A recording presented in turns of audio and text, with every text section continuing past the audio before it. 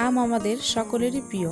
আমের সিজন পার হয়ে গেলেও আম খেতে চাইলে আম কিন্তু আমরা খেতে পাই না। এই আমসত্ত্ব এভাবে বানালে 1 বছরের বেশি সংগ্রহ করে রাখা যায়। তাই আমরা এই পাকা আমগুলোর আমসত্ত্ব তৈরি করব। সর্বপ্রথম আমগুলোর চোকা ছিলে নিব। তারপর যতটা পারা যায় আমগুলো থেকে রসটা বের করে নিব। আপনারা চাইলে আমগুলোকে কেটে নিতেও পারেন, মেশিন দিয়ে জুসের মতো বানিয়ে নিতেও পারেন। আমি হাত দিয়ে জুসের মতো বানিয়ে নিচ্ছি। এইবার আমগুলো থেকে শুধু রসটাকে আলাদা করব। এইবার রসটাকে ছাঁকনা দিয়ে ছেঁকে নিতে হবে। আমগুলো অনেকটাই বেশি, তাই জালি দিয়ে আমের রসটা আলাদা করে নিব।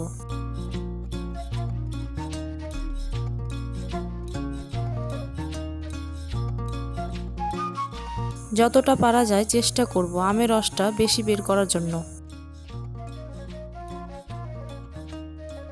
অনেকটা রস বের করা হয়ে গেছে।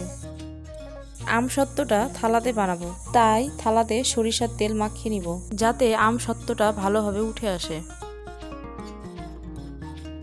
এইবার আমের রসগুলোকে ভালোভাবে জাল করে নিব। রসটা যখন পাতলা থেকে ঘন হয়ে আসবে তখন নামিয়ে নিব। এবার থালার উপরে ঢেলে নিব। যারা মোটা করে বানাতে চান তারা বেশি করে দিবেন, যারা পাতলা করে বানাতে চান তারা অল্প করে দিলেই হবে।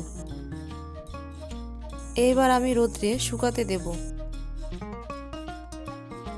আমসত্ত্বটা 1 বছরের জন্য রাখবো, তাই 2 দিন কড়া রোদ্রে রাখবো।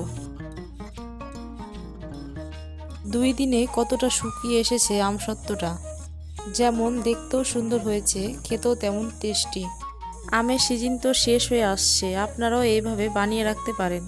ভিডিওটি ভালো লাগলে চ্যানেলটি সাবস্ক্রাইব করে পাশে থাকবেন।